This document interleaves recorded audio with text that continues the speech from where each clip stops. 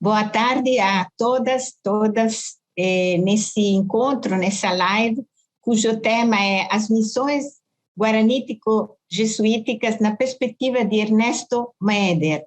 Ernesto Meder foi um exponente muito importante da historiografia argentina. Nasceu em Buenos Aires em 1931 e foi docente e pesquisador da Universidade Nacional do Nordeste, na província do Chá, justamente uma das regiões dos territórios em que ocorreu a experiência das missões, das reduções. Portanto, o seu enraizamento nesse território, sem dúvida, foi um motivo inspirador para as pesquisas que o professor Meder realizou. A ele devemos uma grandíssima contribuição historiográfica, e no que diz respeito à historiografia argentina, mas também no que diz respeito à historiografia missionária, sobretudo da história das reduções, assim, como era chamada, província do Paraguai, a edição de documentação fundamental, como as cartas anuas, né, que ele realizou também em colaboração com outros historiadores. Então, nessa perspectiva do nosso grupo, Tempo, Memória e Pertencimento, que está organizando essa live, a gente quer dedicar um espaço importante ao trabalho desses pioneiros da historiografia latino-americana, que também se preocuparam em preservar e também tornar mais conhecidas essas fontes dessa história, da história latino-americana. E, nesse sentido, o professor Ernesto Meder é um dos grandes protagonistas dessa historiografia. E, então, nessa perspectiva, o grupo de pesquisa Tempo, Memória e Pertencimento convidou uma pessoa muito significativa, uma discípula do professor Ernesto Meder, que faleceu, que é a professora Maria Laura Salinas, a quem muito agradecemos a presença aqui hoje à tarde. A professora Maria Laura Salinas pertence ao CONICET, ela é justamente uma pesquisadora e também dirige o Instituto de Pesquisas Geohistóricas do CONICET, mas também é professora de História na mesma Universidade Nacional do Nordeste, onde atuou o professor Meder. Foi uma aluna dele, ela vai contar um pouco essa história. Tem mestrado e doutorado na Universidade de Sevilha, na Espanha, e agradecemos muito a presença dela aqui conosco hoje, e também gostaria muito de agradecer, apresentar aqui a professora Eliane Beckman Fleck, que pertence também ao nosso grupo de pesquisa Tempo, Memória e Pertencimento, e que cuidou de organizar esse encontro e de nos trazer também a própria professora Maria Laura para esse diálogo, para essa conversa de hoje. A professora Eliane, ela é professora titular da Unicinos, professora de História, e também integra muitas redes de investigação, de pesquisa e também de editoria, todas voltadas justamente ao resgate da historiografia brasileira e latino-americana, e em particular também da historiografia referente a essa história das missões guaranítico-jesuíticas na região sul. Agradecemos muito também à professora Eliane. Eu vou passar a palavra, inclusive, para uma pequena, breve introdução para a professora Eliane, só apenas dizer que aos nossos ouvintes, quem quiser depois enviar perguntas para a professora Maria Laura, como sempre, pode mandar um e-mail no endereço iearesponde@usp.br. E na última parte dessa live, a professora Maria Laura também responderá essas perguntas. Muito obrigada a todos, sempre agradecendo também aos nossos técnicos do Instituto de Estudos Avançados, que proporcionam esses momentos tão prazerosos para nós todos. E passo a palavra, então, para a professora Eliane. Muito obrigada. Obrigada, Marina. Boa tarde a todos. O meu carinhoso abraço a Maria Laura por estar aqui conosco, por ter aceito o convite. É uma satisfação poder te ouvir falar sobre uma entidade da historiografia sobre as missões. Na verdade, o professor Meder é realmente uma referência quando se trata de assuntos sobre as reduções, e sempre me despertou muita admiração o trabalho dele, né? E vejo que a Maria Laura, juntamente com o professor Meder, se encarregou de tornar esse trabalho que nós pesquisadores fazemos sobre as missões muito mais fácil, na medida em que publicou fontes, localizou documentos, tem uma enormidade de publicações, de dados, sobretudo sobre demografia histórica também.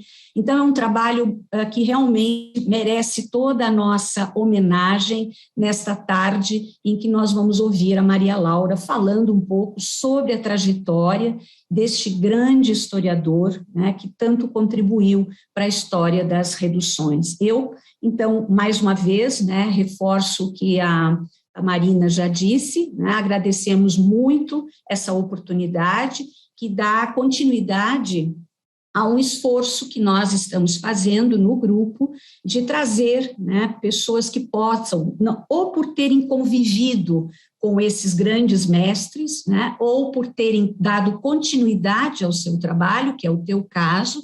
Nós hoje estamos fazendo a segunda live, já tivemos uma com o professor Guilherme Candela, sobre Padre Meliá, e agora temos a segunda live, né, com a Maria Laura, tratando sobre a trajetória do professor Ernesto Meder. Muito obrigada, Maria Laura, e a palavra agora é tua. Bueno, muchas gracias, Elian. Encantada de estar en esta tarde, Día de la Patria en Argentina, 25 de mayo. Muy contenta de compartir con ustedes. Primero el agradecimiento a Elian y a todo el Instituto de Estudios Avanzados de la Universidad de San Pablo por esta invitación. Y por supuesto también el agradecimiento a Marina Massimi, que está lejos, pero cerca también, participando de esto. Entonces, como decía Elian, es muy grato para mí hablar de la historiografía de Ernesto Meder, vinculada al tema de las misiones jesuíticas, porque ha sido un historiador tan completo, de esos que creo que ya no existen y que no podemos alcanzar, que pudo abarcar distintas áreas de estudio, desde la historia argentina, la historia americana, y pudo concentrarse en diferentes áreas. Pero el tema de las misiones jesuíticas de guaraníes fue, sin dudas, uno de sus principales intereses. Entonces, lo que hemos decidido es tratar en esta tarde sus aportes a la cuestión de las misiones. Entonces, voy a compartir pantalla. Hemos seleccionado, decíamos, su perspectiva sobre las misiones guaraní jesuíticas. Y hemos tomado un espacio de tiempo que es 1965, que es el momento en donde él comienza a desarrollar en mayor medida sus investigaciones sobre el caso de misiones, hasta el año 2010, 2012 aproximadamente, en que produce sus últimas investigaciones. Él falleció en 2015. Así que son casi 50 años de trabajo ininterrumpido sobre el caso misionero. Creo que si hablamos de la historiografía argentina de la segunda mitad del siglo XX y si nos remitimos al tema de las misiones jesuíticas del Paraguay y a la experiencia misionera en general, surge su nombre, indudablemente. Y no solo el tema misionero, sino también la cuestión de la historia de la Iglesia en la Argentina, en la región del nordeste de la Argentina, y también su interés por otras órdenes religiosas que en distintos momentos comparó y analizó. La contribución, sobre todo de él, apunta al conocimiento de fuentes desconocidas que han ofrecido con rigor bases sólidas para analizar el caso de la Compañía de Jesús en el contexto rioplatense.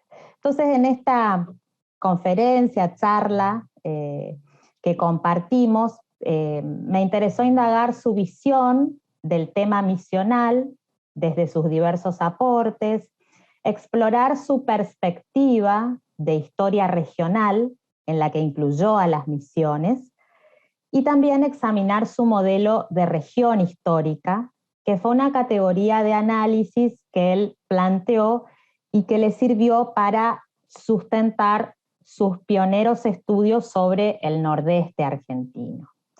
Y cuando pensábamos cómo reconstruimos todo esto, cómo armamos esta conferencia, tenemos sobre todo sus archivos personales, que ahora nos vamos a detener un poco en ese tema al final, todo lo que él dejó, sus escritos, sus investigaciones, sus memorias, porque también fue un historiador tan completo que tuvo la posibilidad de escribir sus memorias, donde elabora toda una biografía intelectual y personal, acompañada de toda una descripción de todos los pasos académicos, y también algunas entrevistas que le hicimos, sobre todo en los últimos años, donde nos interesaba recopilar un poco algunos aspectos de su vida. Todo esto con sus investigaciones, sus libros, sus producciones que nos ayudan a ordenar un poco su producción y ver cómo se la podría considerar para el caso de las misiones. Creo que hay tres términos que nos indican un poco la historia de Ernesto Meder, desde lo académico: un historiador, una región y las fuentes, que son las tres características de su obra, ¿no? Esto de buscar el análisis fundamentalmente de una región que él ayudó a construir desde una perspectiva teórica, y el tema de las fuentes, que era un poco su gran interés, su preocupación, esto de encontrar permanentemente nuevos documentos que nos ayudaran a entender mejor esto que él llamaba una gran región histórica. Entonces nos preguntábamos cómo pensó él a esta región y cuáles fueron los primeros interrogantes que lo condujeron a encontrarse con esa documentación que no había sido utilizada hasta ese momento. Y ahí tenemos un mapa donde podemos ver un recorte de lo que él consideraba una región que tenía muchos vínculos: el norte de Argentina con las provincias de Chaco, Formosa, Corrientes y Misiones, el Paraguay, el sur de Brasil, que también era muy significativo, Uruguay y un espacio también de Bolivia, con el espacio de los pueblos que estuvieron también a cargo de la evangelización de los jesuitas. Entonces, esa gran región es la región que intentó relacionar, vincular y encontrar caminos para su análisis. Brevemente digo algunos aspectos de su biografía que también son interesantes para entender su obra. Más allá de que él vivió en el Chaco y escribió toda su vida desde el Chaco, de la provincia del Chaco, él era oriundo de Buenos Aires, había nacido en Buenos Aires en 1931 y estudió historia en el Instituto Superior del Profesorado Joaquín B. González, que era un instituto terciario de mucho prestigio en Buenos Aires, lo sigue siendo, y que en ese momento tenía los profesores de la universidad que eran los mismos que daban clase en el terciario. Entonces él se formó también con los grandes historiadores. Él recordaba mucho, por ejemplo, a don Claudio Sánchez Albornoz, con quien había tenido una relación académica muy importante y que lo había invitado a trabajar con él, ¿no? Entonces, cuando hablábamos decíamos, bueno, si hubiese aceptado ese trabajo con Sánchez Albornoz, de trabajar académicamente con él, nunca hubiese llegado al Chaco, no se hubiese dedicado a la historia medieval y a otros temas. Una vida muy agitada porque trabajaba, estudiaba, tenía el día completo, como él mismo decía, pero bueno, se recibió con el mejor promedio, bueno, premios y demás, y siguió trabajando en el banco, daba clases, y en ese contexto recibe la invitación para venir a la provincia del Chaco, a 1000 kilómetros de Buenos Aires, a formar parte del primer grupo de profesores de la recién fundada Facultad de Humanidades de la Universidad Nacional del Nordeste, que fue una oferta que, como él mismo decía, era una oferta muy significativa porque significaba salir de la escuela secundaria, poder dar clases en una universidad y en una universidad donde todo estaba por hacerse, o sea, que era la posibilidad de encaminar un lugar y de contribuir con otros profesores a pensar ese espacio desde su historia, desde su geografía, desde diferentes lugares. Lo cierto es que se instala en Resistencia. Aquí tenemos una foto de esos primeros años de esa facultad, y desde 1958, en que llega con su esposa, aquí nacen sus hijos y conforma su familia, crece su familia, vivió durante toda su vida en esta provincia. Tenía contactos permanentes con Buenos Aires, viajaba, tenía una serie de vínculos, pero su residencia siempre fue la ciudad de Resistencia. Desde 1958 hasta 1964 aproximadamente, su preocupación, como él mismo dice en sus memorias, eran las cátedras, tratar de ser un buen profesor, ordenar todo lo que significaba la docencia, y recién a partir de 1964-65 empieza a dedicarse a la investigación. Como él mismo dice, cuando las cátedras permiten, él puede dedicarse ya de lleno a la investigación. En el año o en la década del 80 ingresó al CONICET como investigador y llegó al rango de investigador superior en 1994, momento en que llegó a su máxima jerarquía como investigador. Señalo dentro de este periodo un momento crucial que fue la defensa de su tesis doctoral con un tema denominado Historia Económica de Corrientes en el periodo virreinal, 1588-1776. Esta es una obra muy significativa, es como la obra inicial para cualquier persona que quiere trabajar sobre la región nordeste, porque además de Corrientes aborda todo lo que es la historia colonial de la región. Entonces, esta es una de sus obras más significativas y en la que también se refiere a las misiones tomando estos temas en vinculación con la historia de Corrientes. Esa instalación en Resistencia, de alguna manera, implica también favorecer a una coyuntura de reflexión y de construcción de una historia local que hasta ese momento no estaba hecha. Entonces, cuando todos estos profesores llegan a esta región, se encuentran con que hay un potencial temático para abordar, porque si bien había historiadores locales, se habían focalizado mucho desde la historia del Chaco. Entonces, lo que él dice es, lo interesante sería pensar al Chaco, pero en un contexto regional. Y es ahí, en ese contexto regional, donde empieza a pensar en Corrientes, en Misiones, en Paraguay, y propone esa mirada que tiene que ver con lo regional. Esa región y abordada desde el contexto interdisciplinario de hacer dialogar la historia con la geografía, con la arqueología, y de esa manera pensar en esta región. Y sobre todo él pensaba que esto de la región impedía que pudiera entrar en polémicas historiográficas con los historiadores locales que estaban muy concentrados en el Chaco, como él mismo decía, venía desde Buenos Aires a estudiar la región, entonces le parecía mucho mejor pensarlo a nivel regional y no tanto desde lo local.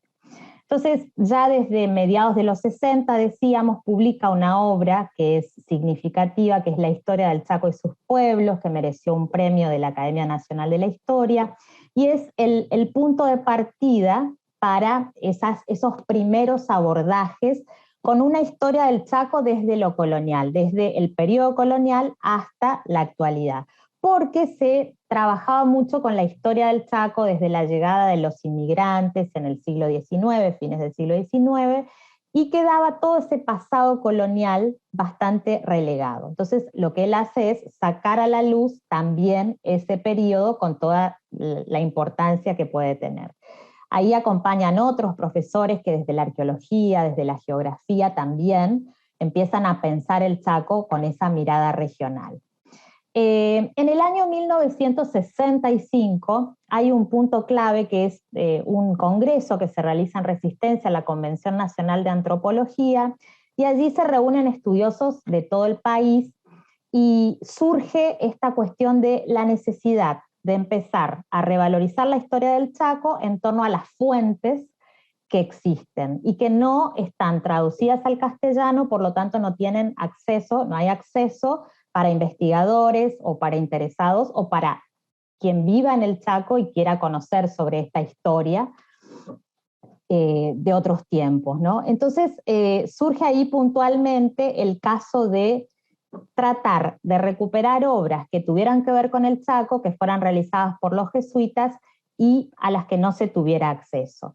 En este contexto, él publica el texto de Martín Dobrizófer, La historia de los avipones, una obra que había sido publicada después del exilio por este jesuita, y realiza, después de conformar un equipo interdisciplinario para poder realizar la traducción del latín, traducir, revisar y demás, publicar en 3 tomos esta obra al castellano, que hasta ahora es la única edición que tenemos que está traducida al castellano.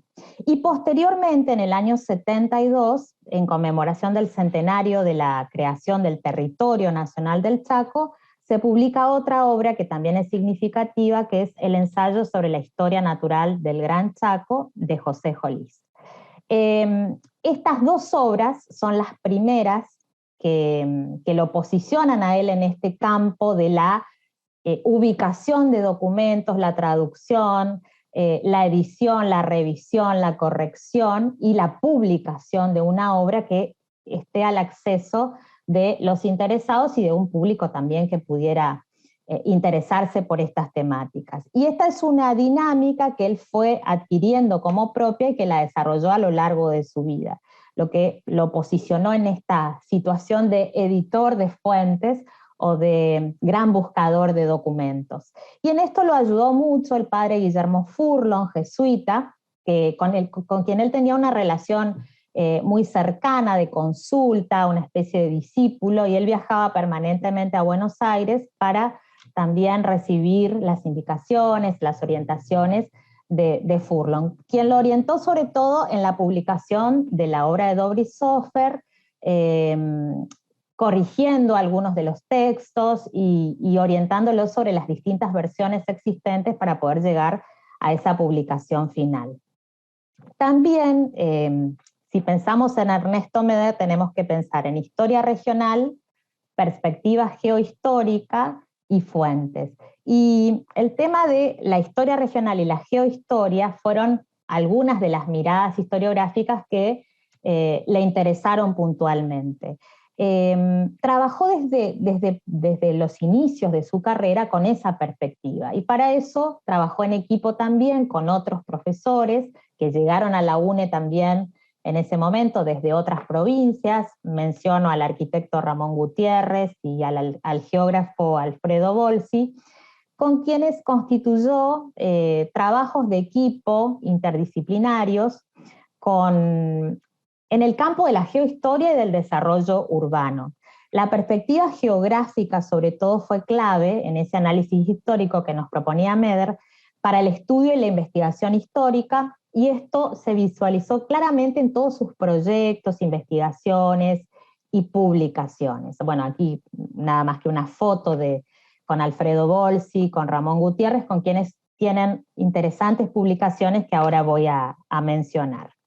En esta etapa de trabajo de Meder, estoy pensando en fines de los 60 y durante todos los 70, la arqueología, el rescate de las fuentes jesuíticas sobre el pasado indígena, la historia colonial de Corrientes, la traza urbana de las misiones o de los pueblos del Paraguay, los primeros avances demográficos, son todos temas que dieron lugar a un conjunto mayor de estudios que tendían a trazar los rasgos de la historia de una región, cuyas peculiaridades se entrecruzaban y se complementaban progresivamente desde distintas perspectivas disciplinarias.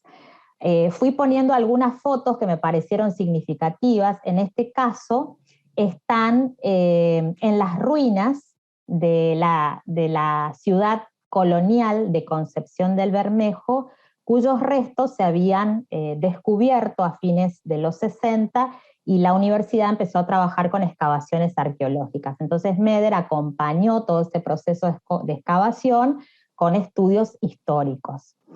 En este contexto donde se iba construyendo esta idea de historia, de una historia regional, de una perspectiva geohistórica, de encontrar y publicar fuentes, de fortalecer, de robustecer esta historia regional, Meder comienza a trabajar mucho la idea de las regiones históricas, como una categoría de análisis que a él le sirve para entender todo este espacio. Una de sus preocupaciones también era la enseñanza de la historia regional. O sea, trabajó mucho en investigación, pero también la faceta de la docencia lo atrapaba, y en pos de eso permanentemente se preocupaba por cómo enseñar esa historia regional. Entonces, en pos de entender cómo enseñar esa historia regional, empezó a trabajar la idea del NEA, que es el nordeste argentino, pensándolo como un espacio que estaba integrado por muchas regiones y que indudablemente había problemas heurísticos que demandaban investigación, había temas prioritarios por estudiar y límites dentro de los que se debería canalizar la enseñanza de la historia regional.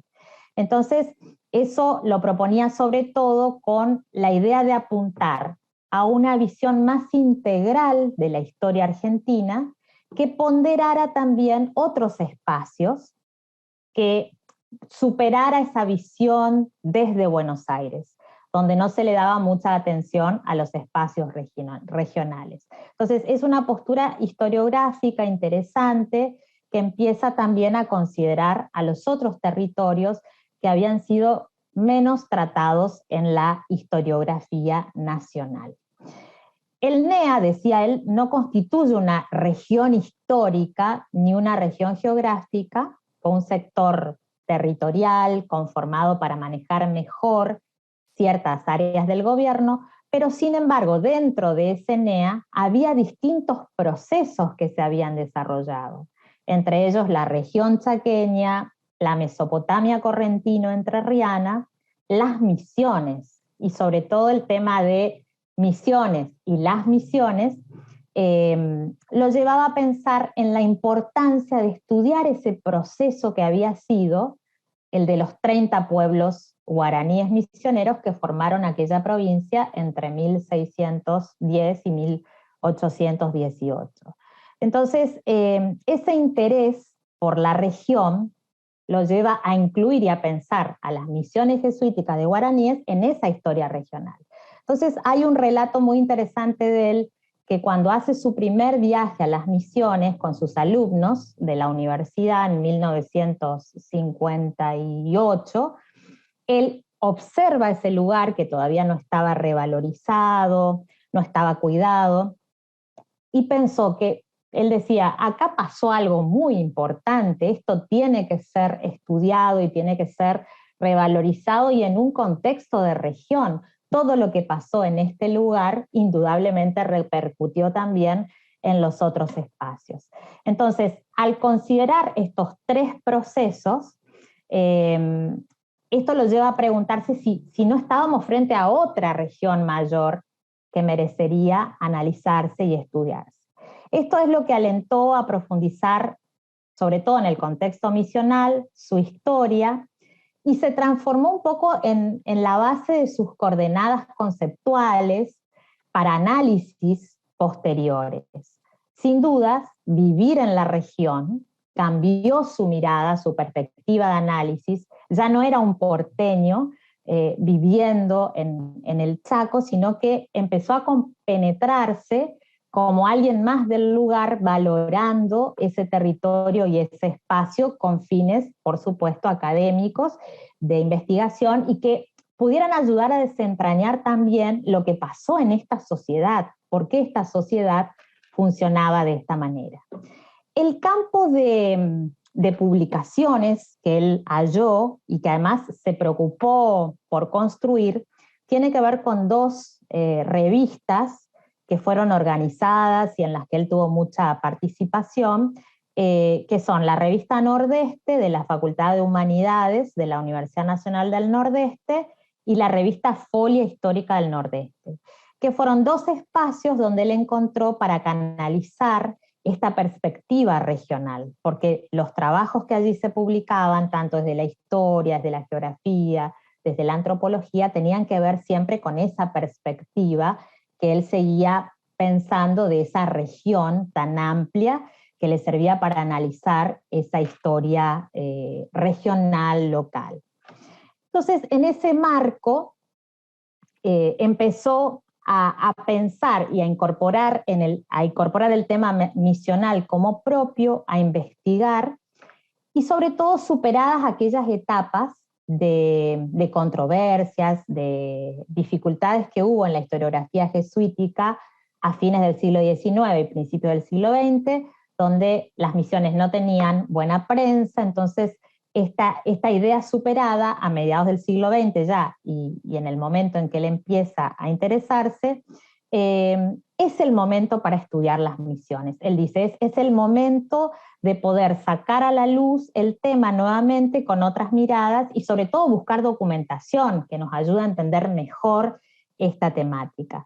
Pensaba, las misiones están en el marco de la historia regional que desarrollamos en equipo, o sea que puede ser un tema que sin dudas nos va a servir para mirar este aspecto regional que tanto le preocupaba.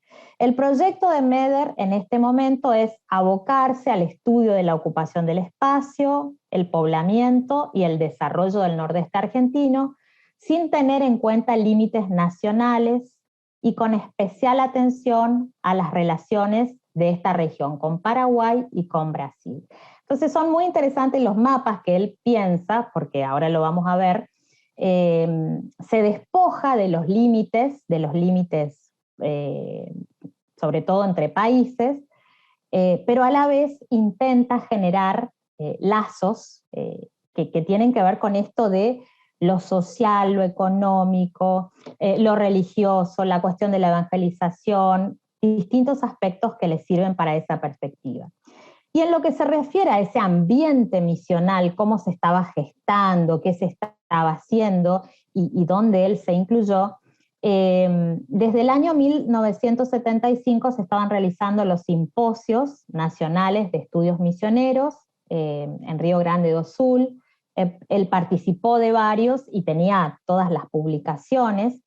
Y a partir de ese grupo inicial, en 1984, inicia esta tarea de organizar las jornadas internacionales sobre las misiones jesuíticas, que primero fue una primera reunión con un grupo de colegas interesados en la temática, y esto fue creciendo cada vez más con el paso del tiempo, hasta que hoy estamos ya casi en la 18ª jornada, que se fue realizando en distintos lugares, en distintos países, y surge de esta primera reflexión que hacía este grupo de investigadores, entre ellos Erich Phoenix, Ramón Gutiérrez, Arno Álvarez Kern, Rafael Carbonell de Masí, Hernando Schallenberger, que estaban en esas primeras reuniones, y se publicó un primer libro en Folia Histórica del Nordeste, número 6, donde se recogen estas primeras investigaciones que surgieron del diálogo en estas jornadas. Sin dudas, esta normalización historiográfica de misiones que dice Magnus Mörner ayudó a que la temática se pusiera en vigencia y que fuera de interés para brasileños, argentinos, paraguayos, uruguayos, y conformaran este ambiente de las misiones. Bueno, Meder participó en todas las jornadas existentes, transformándose de alguna manera en una figura, como decía Elian hoy, de las mismas.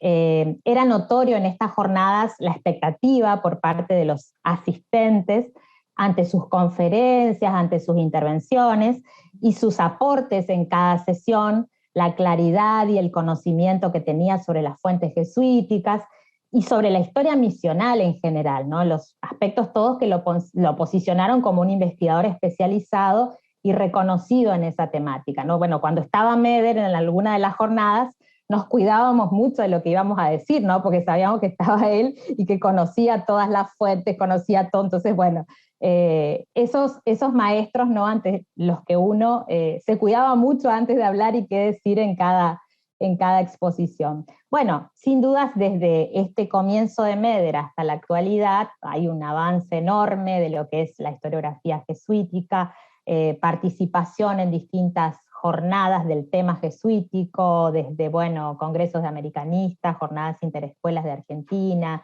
misiones jesuíticas, jornadas de misiones jesuíticas. Bueno, los enfoques han crecido muchísimo desde estas primeras indagaciones de Meder y este primer grupo. Ya hay temas sobre historia en general, las reducciones, su problemática socioeconómica y política, el urbanismo, la arquitectura, las artes plásticas, bueno, la valoración y la conservación del patrimonio y su vinculación también con el ámbito educativo, turístico. El tema de las misiones ha crecido de una manera muy grande y esto, por supuesto, nos pone bien a todos los interesados en esta temática.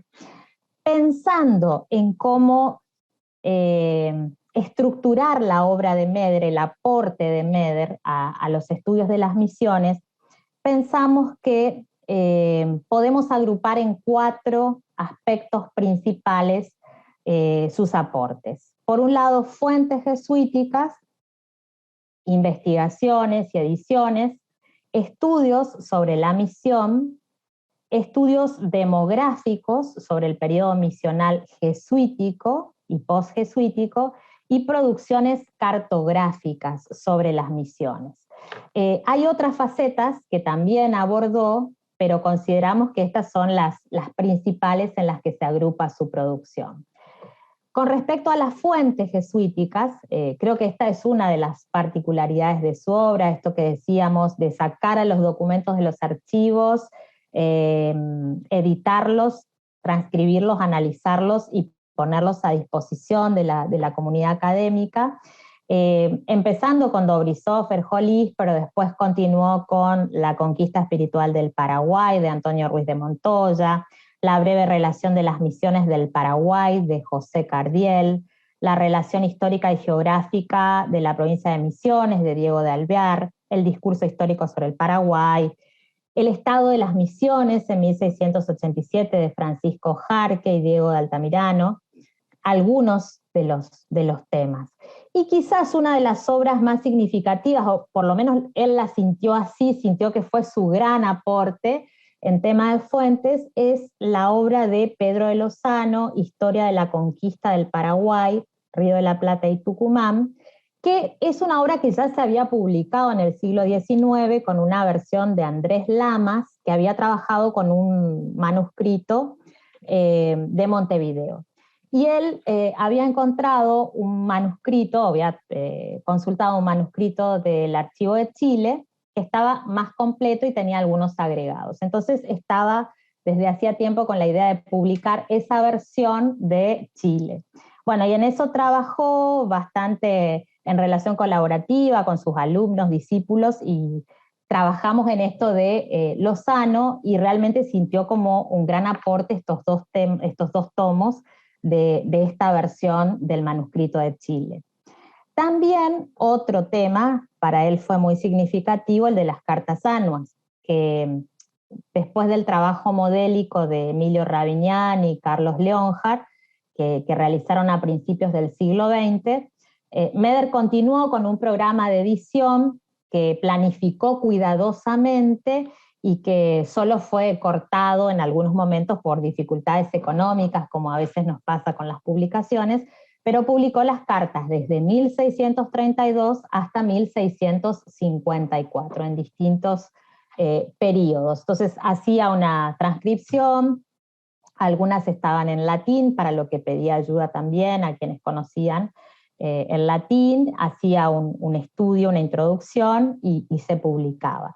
Y esta es una tarea que después ya nos dejó como legado, y en sus últimos años ya lo hicimos nosotros con la orientación de él, y se publicaron las del siglo XVII y las del siglo XVIII.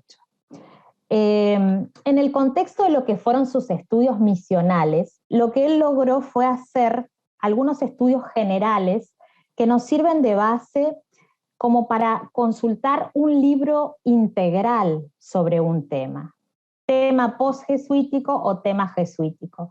En el año 92 publicó Misiones del Paraguay, Crisis y Disolución de la Sociedad Guaraní, que fue un libro editado en España por MAPFRE, y es una obra realmente interesante porque logra tratar un tema que no había sido abordado. Poco se sabía de manera integral qué pasó después de que se fueron los jesuitas. Teníamos cuestiones fragmentadas. Entonces él dice, lo cito, me atraía la temática por la novedad que significaba. Acumulé mucha información inédita y libresca, tracé mapas, series de funcionarios, datos demográficos y proyectos políticos imaginados sobre una población que se disolvía a ojos vistas en una región descuidada por las autoridades virreinales y metropolitanas. Entonces se logró esa síntesis de lo que era la etapa post-jesuítica. Posteriormente, pensando también que las misiones debían ser conocidas también como una forma de divulgación por un público general, publicó una especie de brevario de la historia de las misiones jesuíticas, una obra sin aparato erudito que recogía los hechos y los problemas más importantes de la historia misionera. Aproximación a las misiones jesuíticas guaraníes, una obra que ahora se está traduciendo al alemán y que la está publicando Eckhart Hume como una reedición de esta obra que sirve para alguien que no está en el tema misiones, pero se interesa y puede desde un lugar común conocer esta historia de las misiones. Y quizás su obra más importante sobre la historia misional sea Misiones del Paraguay, construcción jesuítica de una sociedad cristiana guaraní, que es una obra que él logró publicar en el año 2013, fue su última obra, donde él hace una síntesis de la historia de las misiones jesuíticas del Paraguay. Origen, fundación, expansión, desarrollo y fin de las misiones, con toda una historia que cierra de alguna manera, esto es lo que decíamos, una historia integral. Esa obra que uno necesita para poder indagar sobre aspectos puntuales. Entonces tenemos la obra general que solo se puede hacer cuando uno maneja demasiado un tema y ha conocido toda la historia y los pormenores de ese problema histórico para poder después desarrollar esa obra sumaria final. Entonces, esta obra lo dejó muy contento y fue la última obra de producción original que tuvo, donde cerró todo lo que había estudiado sobre las misiones. En temas demográficos, menciono brevemente porque desde artículos, capítulos de libros, fascículos, folletos, hay una gran producción, pero en temas demográficos se interesó sobre todo en vinculación con Alfredo Bolsi, donde trabajaron desde la historia y la geografía, para pensar esto de cómo vivía esta población con toda esa documentación que había de los jesuitas.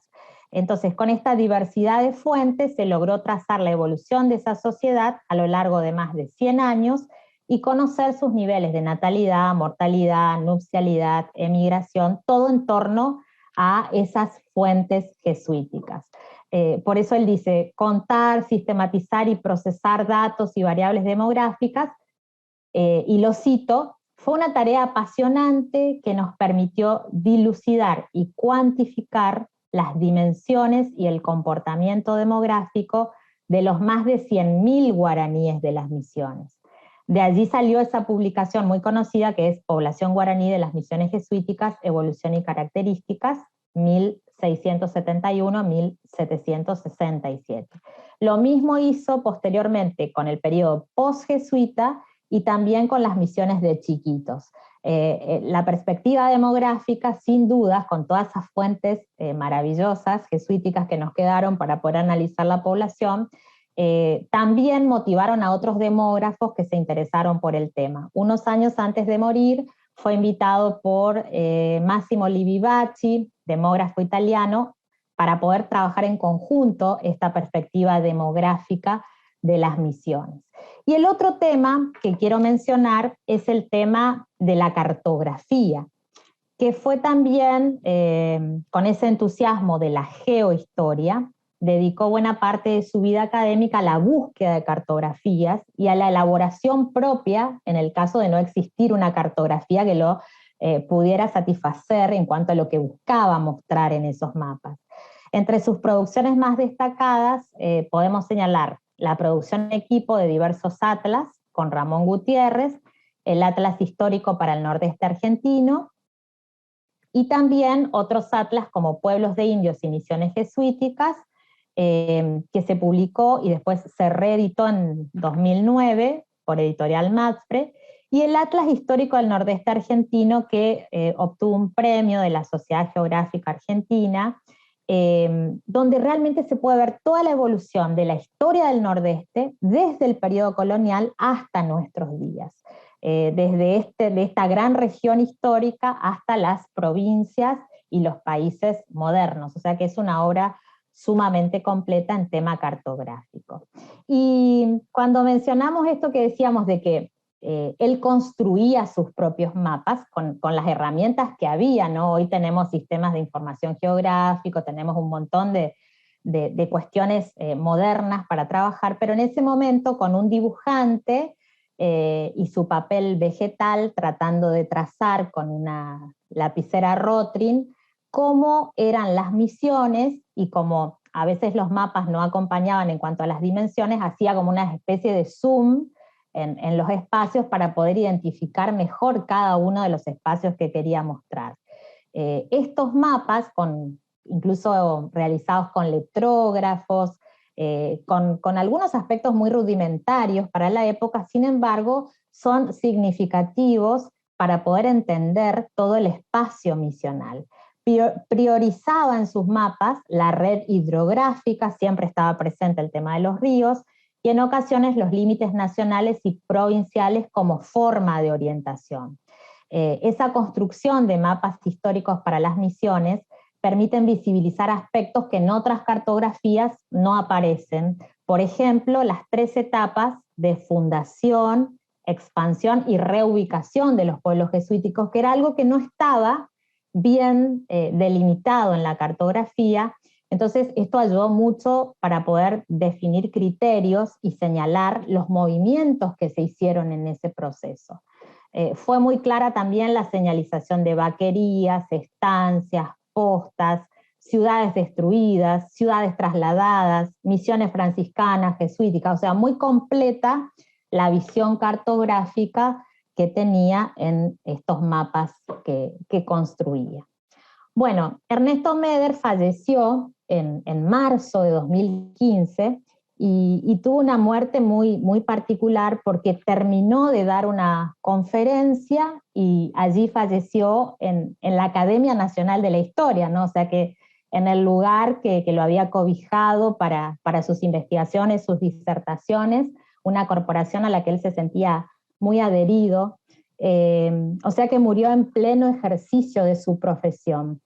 Dejó algunos proyectos iniciados, algunas ideas que quería continuar, y por eso en el año 2016 se publicó Entre los jesuitas del Gran Chaco, compilación de Joaquín Camaño y otras fuentes jesuíticas del siglo XVIII, que es un proyecto que habíamos comenzado con él y que se logró publicar posteriormente. El libro lleva también su nombre como uno de los compiladores, como un homenaje por parte del grupo que trabajó en la obra. Bueno, y para cerrar y para dar paso a algunas preguntas o algunas inquietudes, menciono que la construcción de la historia de las misiones jesuíticas de Ernesto Meder fue indudablemente una mirada muy sujeta a las fuentes que él fue identificando, descubriendo, publicando, y en este aspecto, este es un aspecto que lo pudo desarrollar sin dificultades por la abundante cantidad de fuentes, de documentos escritos que dejó la Compañía de Jesús sobre el tema, y esa dispersión existente él logró superar en algunos puntos con estas publicaciones.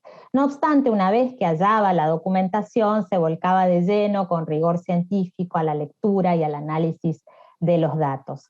Por eso hasta hoy podemos acceder a lo que ha dejado como legado, que son cuantiosos legajos, carpetas, que muestran desde la cocina de la investigación sus borradores, hasta el ordenamiento excesivamente puntilloso de cada dato, documento, libro o fuente consultada en las millares de fichas que hasta hoy sobreviven. Entonces, pensando un poco en su aporte, pensando en todo lo que hizo, es una obra enorme que seguramente comenzará a estudiarse de manera seccionada porque es imposible abarcarla en su totalidad.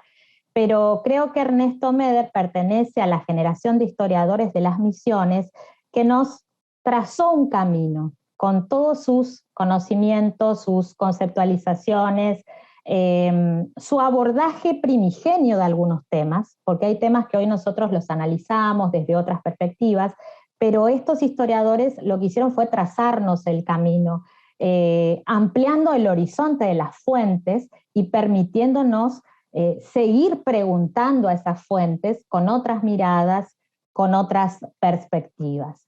Y quiero compartir algunas fotos de lo que es el archivo Ernesto Meder, que es un archivo personal que la familia de Ernesto Meder donó al Instituto de Investigaciones Geohistóricas, que fue su lugar de trabajo, de todo lo que había en su oficina, sus papeles, sus carpetas de documentos, sus microfilm, sus mapas, todo lo que tenía referido a sus investigaciones. Entonces, se está catalogando con archivistas que están trabajando en esto.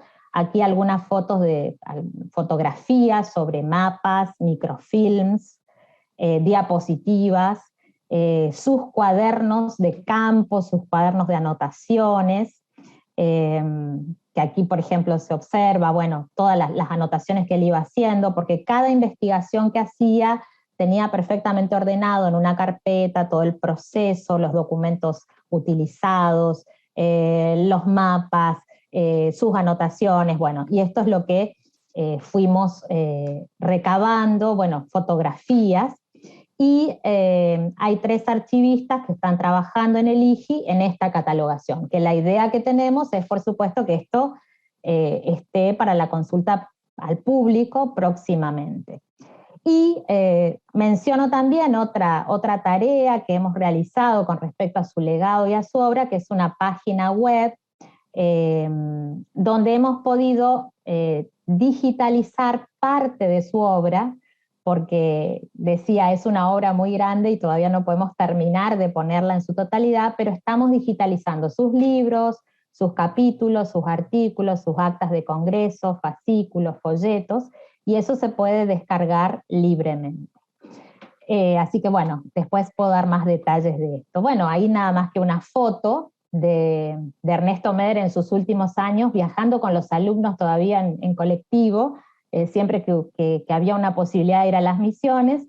Y quiero cerrar con unas palabras de Bartomeu Meliá, que nos mandó justo en el momento en que se había producido el fallecimiento del profesor Meder. Esto fue el 12 de marzo de 2015, donde él nos decía, bueno, quién había sido Meder para él, todo lo que significaba, pero desde lo académico decía, y lo cito a Meliá, Ernesto Meder era siempre la voz sensata, el discurso bien construido, el crítico oportuno, el luchador por la verdad documentada, el desfacedor de tantos entuertos en una materia siempre tan polémica e ideologizada. Su última obra es una joya de ciencia y arte. Bueno, esto nos decía el padre Meliá, y con esto cierro y agradezco mucho que me hayan escuchado. Muitíssimo obrigada, Maria Laura. Foi prazer acompanhar esse recorrido pela história do professor Meder, né? Lembrar de algumas coisas também à medida que tu ias comentando das jornadas, né? Dos encontros dos quais eu também participei desde primeiros encontros sobre missões que ocorriam em Santo Ângelo. Foi a primeira vez que eu conheci, que eu vi o professor Meder fazendo uma palestra, fazendo uma conferência, né? Então, foi muito gratificante, foi também, de certa forma, um trajeto emotivo também, né? No sentido de encontrar um pouco também da nossa história, uma história comum, né? A Maria Laura e eu também já participamos juntas de várias atividades e temos interesses em comum, né? E também temos as nossas aproximações em termos de abordagens teóricas, né, de interesses em termos da historiografia argentina, da historiografia latino-americana, e nesse sentido eu acho que nós todos somos um pouco herdeiros do professor Meder, né?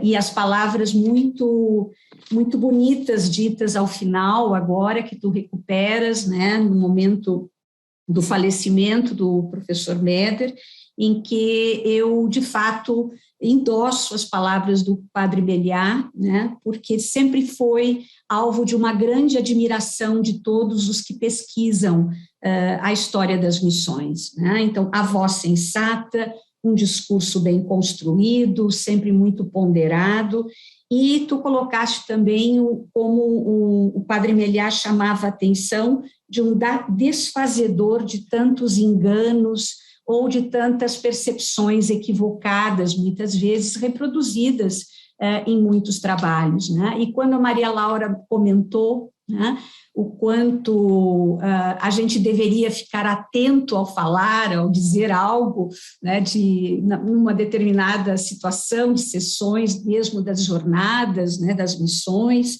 é realmente essa sensação que passava, né? Nós tínhamos aí um grande personagem, né? Alguém que realmente acumulava muito conhecimento e que era realmente aquilo que eu disse, uma entidade historiográfica, né? E realmente é um pouco aí isso que eu percebo, né? E eu acho também que ficou muito clara na tua exposição, né, esse papel que ele desempenhou, né, como uma abordagem que ele ofereceu pioneira, inovadora, ousada em alguns momentos, né, contra uma certa tradição já historiográfica, com muita dedicação, muito comprometimento como professor, como formador de uma geração de estudantes de história, depois profissionais de história, investigadores, né? Esse comprometimento com a formação e acessando a página pessoal, que eu achei uma ideia maravilhosa de vocês, né, de fazer uma homenagem, de fato, e de compartilhar toda essa produção do professor Meder, né? Na página, inclusive, há a menção de que foram 55 anos de trajetória, né, de dedicação ao ensino e à pesquisa, e mais de 45, né, pessoas formadas por ele, né, que hoje atuam como historiadores, como investigadores, né? E isso ficou muito evidente na tua exposição, né? O quanto ele contribuiu exatamente para essa visão mais arrojada, inovadora, interdisciplinar, né? Em alguns momentos, inclusive, transdisciplinar, né?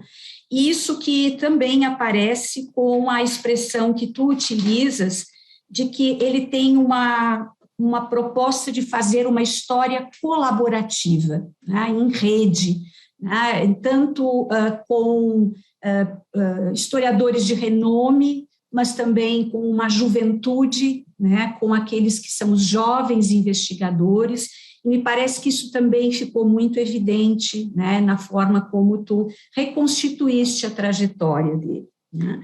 E um outro ponto que eu queria destacar, assim, uma forma mais de sistematização, né, antes de fazer propriamente as questões, é como a história do professor Meder se confunde com a própria história da universidade, né, da universidade. Então, mostraste ali, né, o momento da fundação, o quanto teria sido diferente a história dele, a tua história, a nossa história, a história do Chaco, a história das missões, se ele tivesse permanecido em Buenos Aires e se não tivesse sido um pioneiro, né, na instituição dessa Universidade Nacional do Nordeste, né, a ponto de ele, inclusive, ter ocupado cargos de gestão, né, de ter se empenhado tanto em como ensinar, em como transmitir tudo isso, enquanto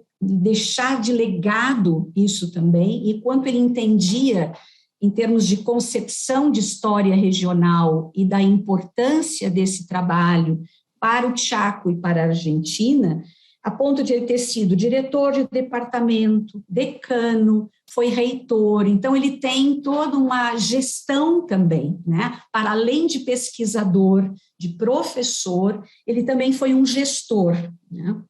Foi diretor do Instituto de História, foi durante muito tempo diretor da carreira de doutorado de História da Faculdade de Humanidades, chegou a ocupar cargos de gestão pública fora da instituição. Ele foi ministro da Educação da província do Chaco, integrou o Conselho Nacional de Educação Superior do Ministério da Educação da Nação, membro do CONICET, que nós já comentamos também, né?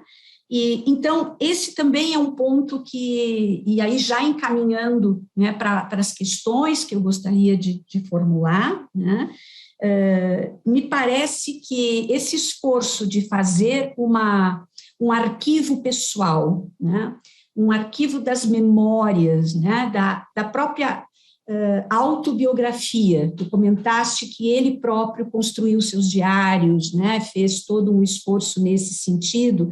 Também me parece que, juntamente com a questão da própria página, oferece para os investigadores, para essas jovens estudantes de história, interessados nas missões, a oportunidade de fazer trabalhos como já foram feitos a propósito de Guilhermo Furlan, de Emílio Ravignani, né, de personagens que foram extremamente importantes, historiadores, que marcaram toda uma corrente historiográfica e que nós ainda buscamos, né? Pablo Hernandes, Guilhermo Furlan, né? Os estudos todos do próprio, em termos de coleção do Emílio Ravignani e do Carlos Leonard, né? Esse trabalho realmente é fantástico, né?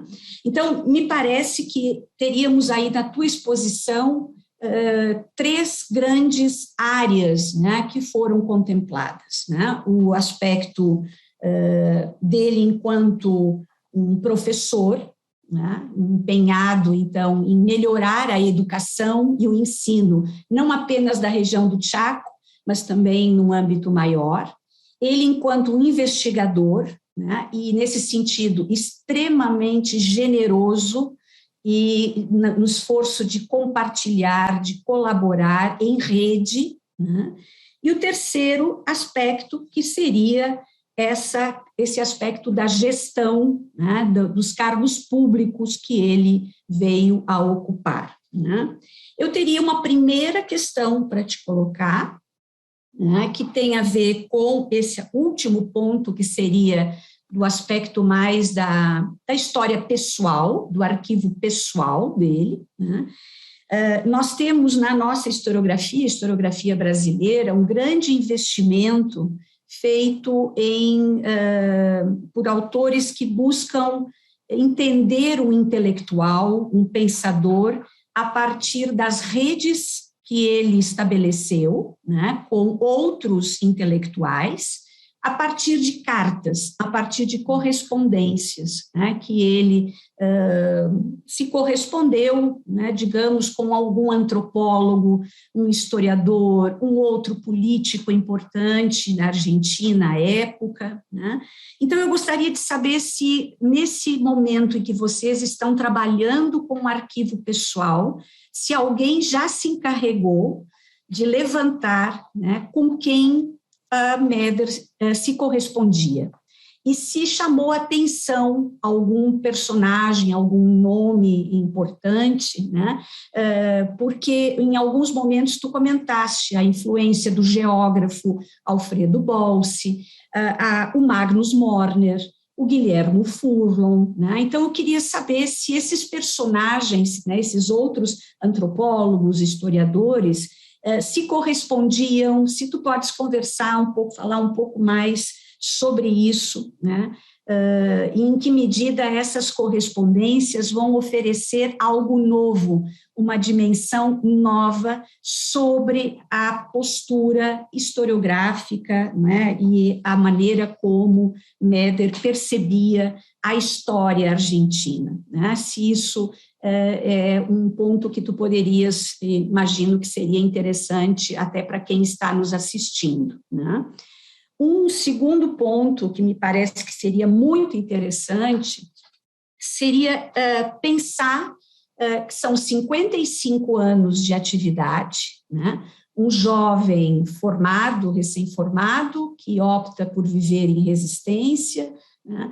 Constantemente vinha para Buenos Aires, viajava, inclusive a abertura da página biográfica é um texto do filho dele, né, em que o filho conta um pouco, de forma muito afetiva, né, como ele via a casa de Méder também frequentada por muitas pessoas, né, e essa frequência com que ele recebia, mas também com que ele se deslocava para outros institutos, participando da Academia Nacional de História, das sessões do CONICET, né. E aí eu queria, é uma pergunta no sentido de pensar o contexto histórico argentino atravessando a trajetória do professor Méder, né? Pensar em que medida as transformações políticas vivenciadas pela Argentina afetaram o trabalho do professor Méder ou em que medida facilitaram, em função até das próprias políticas de alguns governos argentinos, no sentido de favorecer uma abertura maior, né, de becas, de refazer a história, de investir em projetos de construção de uma memória da história argentina. Então, um pouco a história do professor Méder, atravessada por momentos que todos nós sabemos, as histórias do Cone Sul se aproximam muito, a história da Argentina, a história do Brasil, do Uruguai. Então, em que medida isso seria algo que se poderia destacar, né? E pensar junto, né, em que medida essas iniciativas, sobretudo na área do Ministério da Educação, repercutiram para a história da Argentina, né? O trabalho à frente desse Ministério, né, e do Conselho Nacional de Educação, exatamente pelo tipo de postura que Méder sempre teve, né, e adotou, né? E a terceira e a última questão que eu te coloco é se, considerando, né, que tu mesma colocaste, né, que ele apresentou uma categoria nova de análise, né, uma história das regiões históricas, né, e que isso seria um aspecto que, de certa maneira, dinamizaria uma tradição historiográfica vigente à época em que ele propôs essa abordagem, né. Em tempos de história global, em termos de histórias conectadas, né, como podemos pensar a contribuição do professor Meder, de uma história regional, de regiões históricas, né, com essa perspectiva hoje, né, de histórias interligadas, histórias não só nacionais, né. Eram essas as minhas questões, Maria Laura, né, e foi um prazer te ouvir e acompanhar esse recorrido afetivo também, né, que sei o quanto, né, para ti também deve ter sido, né, difícil e, ao mesmo tempo, prazeroso, né, fazer parte dessa história, mas rememorá-la, né, junto, porque sempre traz um pouco também da dor, né, das lembranças dos momentos, principalmente pensando que ainda é tão recente a morte do Meder, né, falecido recentemente em março de 2015, né? Então, prestamos uma homenagem recente ao Padre Meliá, né, que também faz pouco que faleceu, né, e agora uma homenagem também ao professor Meder. Obrigada, Maria Laura. Bueno, muchas gracias, Eliane.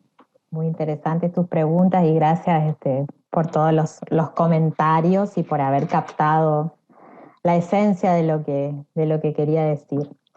Bueno, sobre tus preguntas, algo que no comenté porque por el tiempo y demás, es que la parte del archivo que ya está catalogada es la de la correspondencia, que como todo hombre de la época de los 50, 60, 70, se manejaba con cartas en papel y con correspondencia, y con esa visión quizás de historiador, fue guardando todas las cartas enviadas con copias y las respuestas recibidas, ¿no?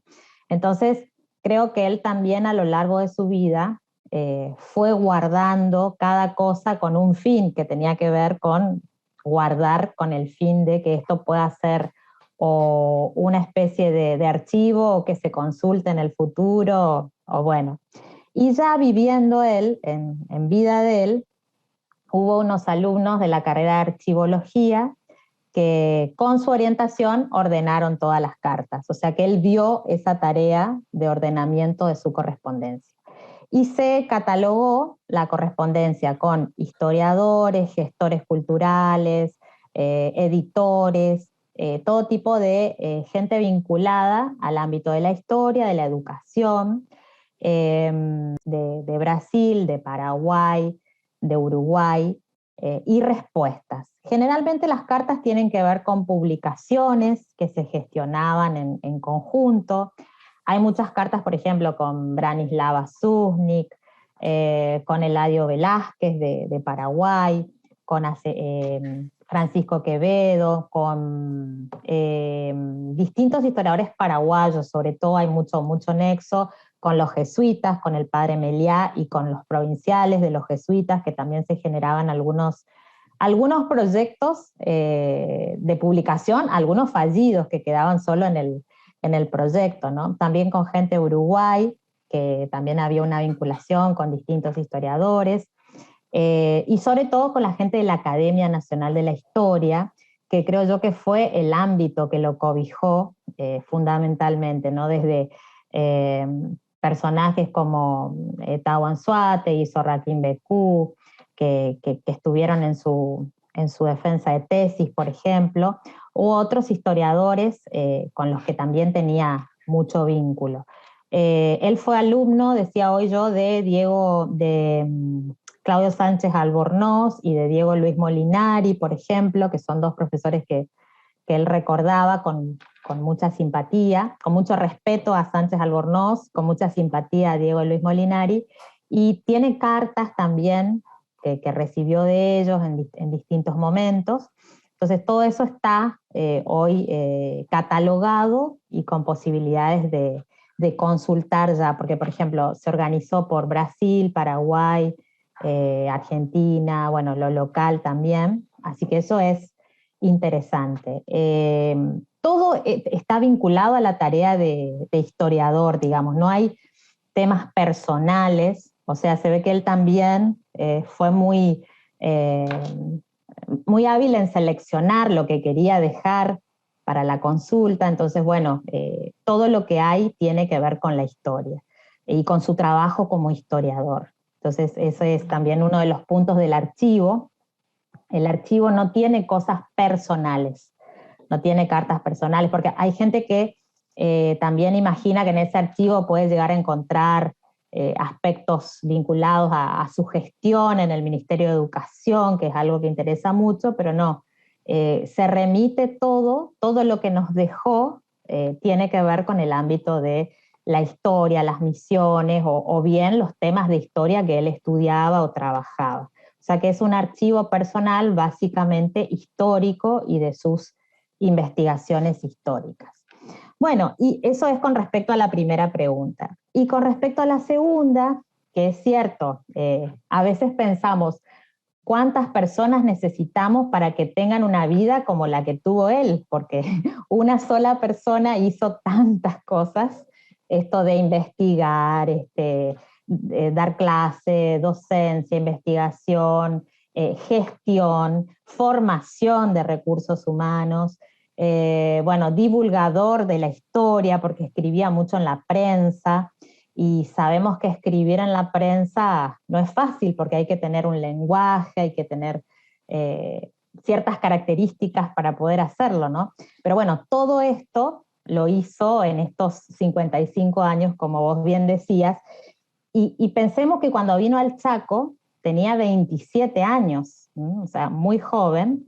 Cuando fue rector tenía 38 años, o sea que también estos son algunos números que a mí me llaman mucho la atención y pienso lo que estaba haciendo yo a los 27 años, a los 38 años, Sí. y cómo estos personajes ya estaban involucrados en el mundo de la gestión, bueno, creo que eso tiene que ver con el lugar en el que él vino, donde estaba todo por hacerse, ¿no? Acá las cosas estaban por desarrollarse y él contribuyó a eso, ¿no?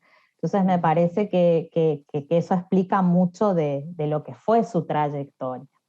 Con respecto a lo que me decías del contexto político, o social, económico, durante estos 55 años indudablemente pasaron muchas situaciones políticas, la Argentina pasó por distintos momentos, y en eso él mismo dice en sus memorias, en alguno de esos momentos le tocó ser protagonista de esos espacios, como por ejemplo cuando tuvo un vínculo como rector, como decano, como director de departamento, o bien en la función pública como ministro de Educación de la provincia del Chaco.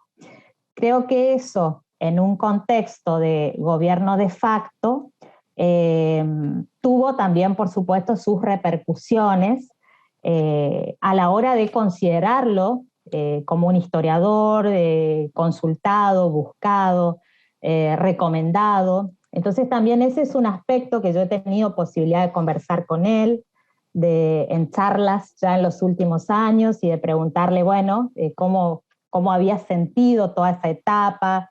Y la verdad es que él era muy franco.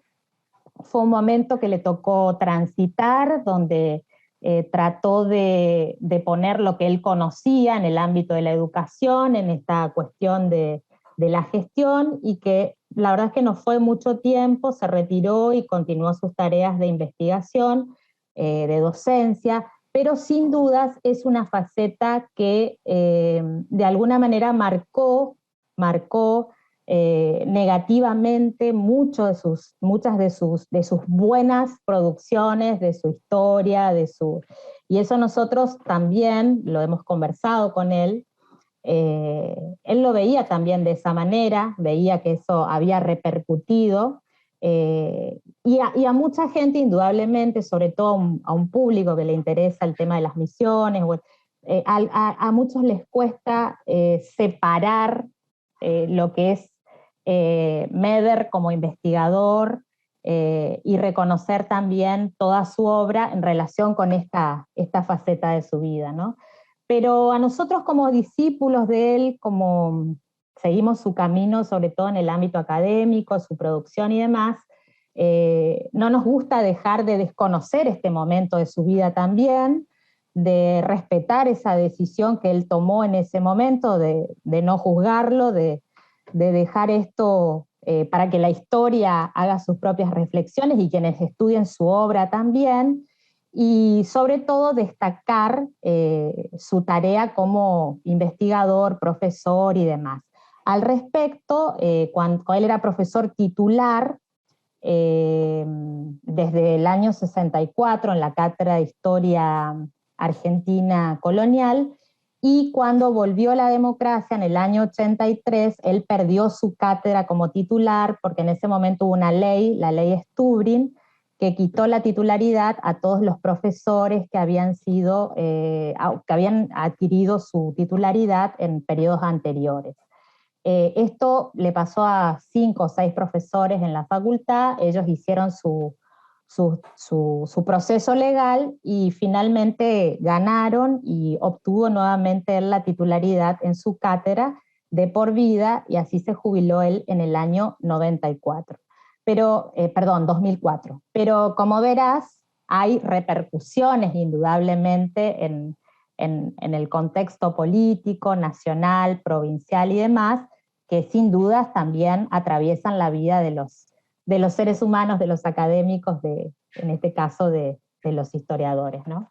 Y con respecto a la última pregunta, yo creo que la obra de Meder y todo lo que tiene que ver con las regiones históricas y con toda esta mirada de pensar una historia regional, creo que nos permite la posibilidad de conectar con una historia global y de seguir hablando de historias conectadas, porque esta perspectiva de análisis nos habla de vínculos económicos, sociales, de una región que está demostrado que hasta el día de hoy sigue en permanente relación, ¿no? Y que nosotros con Paraguay tenemos un vínculo importantísimo acá en el norte de Argentina, es casi como que nos sentimos muy unidos a través de la historia, de las relaciones económicas, hasta de los lazos de parentesco, ¿no? Entonces creo que esto es lo que vio este grupo de profesores cuando llegó al nordeste y pensó cómo estudiar esta zona, este territorio, saliendo de lo común, de pensar en la provincia de Chaco, la provincia de Corrientes, sobre todo por esos procesos que decíamos hoy que habían pasado, ¿no? Corrientes que recibió todo el territorio de las Misiones, que en otro momento no le pertenecía. Entonces, ¿cómo fue adquiriendo relevancia esa conexión de procesos que creo que no se desestimarían en la actualidad, sino que nos ayudarían a pensarlo desde otras perspectivas? Pero sí, por supuesto que yo creo también que hablábamos mucho con él de esto, de que él era muy estricto con las interpretaciones. Entonces nosotros escribíamos y a veces poníamos una hipótesis o algo y él nos decía, ¿pero con qué van a demostrar esto? ¿Qué fuentes hay para demostrar esto, no? Bueno, entonces nosotros nos largábamos un poco a teorizar y a decir, bueno, pero posiblemente fue así. Y bueno, él nos sacaba volando porque decía, no, ¿qué es esto de posiblemente? ¿Qué pruebas hay para esto? Entonces creo que eso responde al tipo de historiador que era, de una época en la que si no había fuentes, si no había alguna documentación o algo que nos permitiera decir eso, era muy difícil hacerlo, ¿no? Entonces, bueno, creo que responde a un hombre de su época, a un historiador de su época, y que la mirada que debemos de hacer de estos historiadores debemos contextualizarla en ese momento, ¿no? A ver qué pasaba en ese mundo, como para también tratar de entender su funcionamiento, sus lógicas como historiador. Así que, bueno, não sei se te respondi a todo. Sim, muito obrigada. Eu vou passar a palavra agora à Marina, que está controlando as perguntas que estão sendo feitas no chat. Obrigada mais uma vez, Maria Laura. Excelente. Bueno, muchas gracias, Eliane. Bom, em primeiro lugar, eu preciso fazer o meu agradecimento para Maria Laura. Preciso dizer que quando eu tinha, é claro, uma curiosidade de conhecer a história desse homem, cujo nome eu sempre encontrava na leitura das fontes, né, na edição. Quem é essa pessoa, né, que fez esse trabalho enorme, né, de proporcionar essa possibilidade de acesso às fontes para nós hoje. Mas te confesso que quando fui escutando o seu depoimento, eu fiquei encantada, né, fiquei feliz de escutar uma história, de conhecer a história de uma pessoa assim, né, como você disse várias vezes, também conversando antes com a gente, um mestre, né. E como a gente antes até estava falando dos nossos tempos, né, sombrios, apareceu para mim aquela expressão da Hannah Arendt, né, que fala de homens que brilham como luzes em tempos sombrios, né? E pensando nessa figura que você nos apresentou, desse historiador e desse homem, me vem mesmo essa imagem, pela apresentação que você nos proporcionou. Um grande homem, de qualquer forma, um grande historiador, uma luz que brilha também nesse momento para nós. Por quê? Porque no seu próprio testemunho, de uma pessoa, de qualquer forma, jovem, muito atuante, você mostra como é possível construir redes, é possível construir uma comunidade científica que permaneça no tempo, com uma continuidade que faz com que aquele grupo de discípulos agora esteja cuidando do arquivo do mestre. Isso não é óbvio, é algo muito difícil de se encontrar, né? Eu penso em tantos intelectuais, não só na área de história, mas também na área de história, mas que não tiveram essa experiência por volta, quer dizer, não criaram essas redes, não criaram essas comunidades, e aí eu percebo, né, através da tua colocação, que o cuidado com as fontes faz parte de uma perspectiva maior, que é o cuidado com a realidade, é o cuidado com as pessoas, né, é o cuidado com os alunos, e que isso é uma experiência integral, né, de uma pessoa que viveu com integralidade, inclusive. É interessante o que você colocava agora, respondendo, Eliane, também nos erros, né, porque quem está presente na história não está isento de erro. Aliás, não erra quem não age, né? Quem não se envolve, né? Não tem jeito, né? É humanidade. O mestre não precisa ser perfeito, mas precisa ter a clareza de um desejo que a vida tenha um significado e seja útil para o mundo, né? Para as pessoas que ele encontra. Então, eu te agradeço muito, porque acho que aquilo que você deixa aqui para a gente é o depoimento de uma história, de um historiador, mas também de uma história muito bonita de como acontece uma comunidade científica nas nossas universidades. Eu ficava escutando você, pensava, essa história precisa ser conhecida não só na Argentina, mas também na América Latina, no Brasil. Nós precisamos conhecer mais uma história como essa, porque nos falta. E quando a gente conhece essas histórias, a gente fica mais com uma esperança maior também, pensando no presente e no futuro. Isso nos ajuda a entender o método de construção da universidade, por exemplo, da pesquisa da universidade, do ensino. Então, eu queria muito, antes de tudo, te agradecer. E antes de te passar as muitas perguntas que chegaram, porque acho que muitos que estão escutando aqui ficaram tão entusiastas como a Eliane e eu, né, em escutar esse seu depoimento, então são muitas, mas eu quero te perguntar uma coisa, que como você conheceu o professor Ernesto Meder, né? O que aconteceu, né, que te moveu como jovem a seguir essa proposta, né, de trabalhar com esse grupo de pesquisa, né? Me surgiu essa pergunta, e se você quiser também eu posso já ler as várias perguntas que chegaram, de forma que aí você pode respondê-las, são muitas, né? Pode ser, ou você prefere... Sí. Tá. ¿Respondo? Então, vou lendo aos poucos. A primeira, quer dizer, na verdade, as perguntas estão na ordem inversa de chegada. A primeira pergunta é do João Vitor Santos. É um pós-graduado em História e Geografia da Unicinos.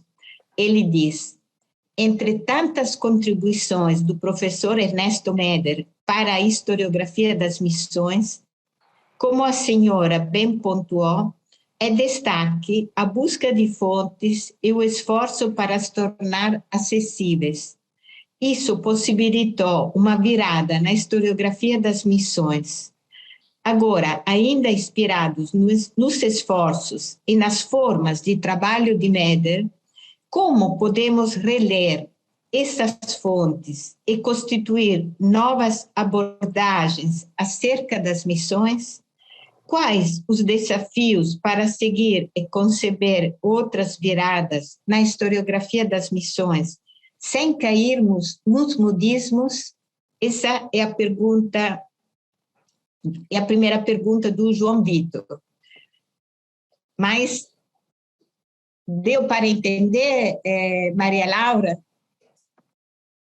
Sim? Sim, Ficou clara? Entendi.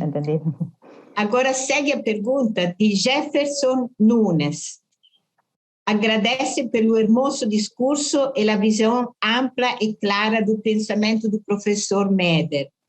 Atualmente vivemos um período em que muitos estudos sobre as missões jesuíticas estão pensando cada vez mais nas conexões da Companhia de Jesus e o Império Espanhol, com projetos de ação global, inclusive entrando na moda historiográfica da história global. Gostaria de perguntar como o trabalho do professor Meder abordou esse contexto regional em suas conexões com o resto da América, especialmente Peru, Chile e México, e com a Europa, e se explorou os impactos que as afluências missionárias em outras frentes coloniais tiveram para a missionarização da América. O Jefferson também é licenciado e mestre em História da Universidade do Vale Unicinos. Depois, tem uma terceira pergunta do professor Carlos Paz. Estimadas colegas, uma vez mais, muitas graças por mais uma atividade que nos aproxima ao conhecimento de uma figura como a de Ernesto Meder. Maria Laura, muito obrigado pelo teu testemunho sobre a vida de Ernesto Meder.